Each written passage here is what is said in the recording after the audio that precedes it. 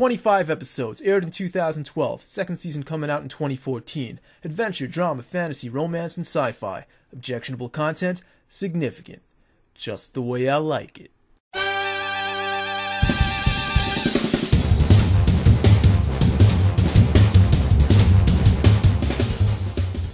Sword Art Online is about 10,000 players who get trapped in a virtual game and have to beat it in order to escape.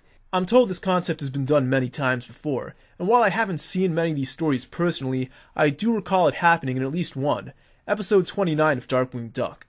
Now the fact that it's been done before is the first point of criticism for many reviewers, but not me. I mean, it's a death game for crying out loud. I want to see more of this. But even more fundamentally, this is an action-adventure anime about a guy who does stuff. This is a refreshing change in a world where every other anime is about girls who do absolutely nothing.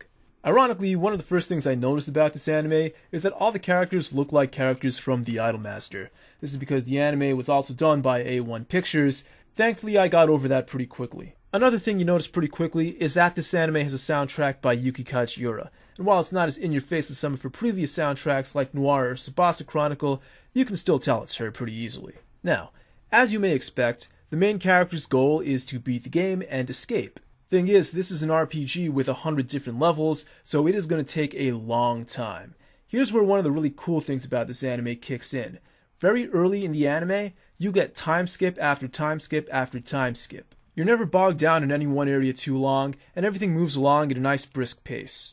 I'm told a lot had to be omitted from the original light novels in order to squeeze everything down into the required number of episodes, but still, I like the way the anime goes about this. It never feels rushed, and it never feels like we skipped over anything crucial. The only thing I would really like to know is how the hell did the main character become so overpowered? Yeah, I know he was a beta tester and he's probably a hardcore gamer in general, but still, he is a cut above everyone else in the show in terms of strength, and it doesn't really explain how in detail. The strongest element of the show is the setting. The whole time you're watching it, you're thinking, damn, I want to play this game. I want to fight that dragon. I want that lakefront house on level 22. It just looks really, really cool.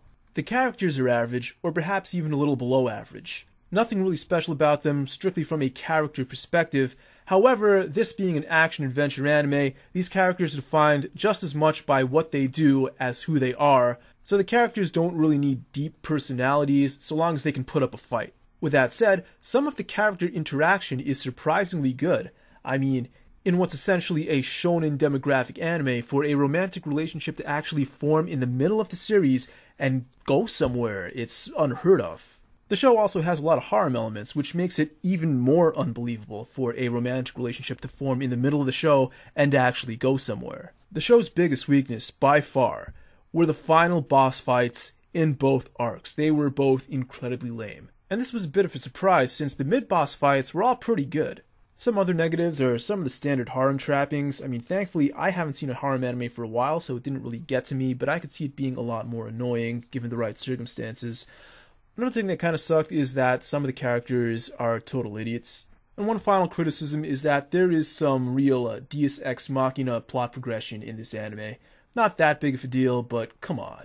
All things considered, the good definitely outweighs the bad here, specifically the great setting, certain good aspects of the character interaction, and of course, the action-adventure. Final grade, single plus. Sword Art Online Extra Edition is your typical bullshit OVA filler recap with a little bit of a pool episode spliced in. All in all, it's pretty terrible, but they do throw in a cool little quest at the end, so I'm going to be pretty generous here and give it a single tilde.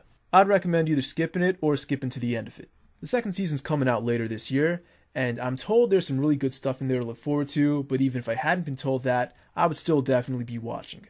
Still don't believe me? Still need more proof that I liked Sword Art Online quite a bit? Well, I watched the whole series in 5 days. That's right, it came out to about 5 episodes a day. And I'm not going to watch a show I don't like that quickly.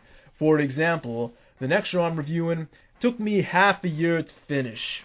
Oh, I will have some harsh words to that show coming up next time.